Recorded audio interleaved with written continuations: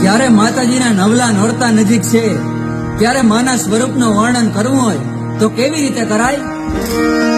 ઓ માતું તેજનો અંબાર, માતું ગુણનો ભંડાર, માતું દર્શન દેશે તો થશે આનંદ અપાર. ભવો ભવનો આસાદ દયા દાખવી દાતાર, કૃપા કરજે અમરંક ઉપર થોડી લગાર, થોડી લગાર. સૂરજના તેજ તપ્યા ચંદ્ર કિરણ હૈયે વસ્યા, સૂરજના તેજ તપ્યા ચંદ્ર કિરણ હૈયે વસ્યા. તારલિયા ટમાટમ્યા રે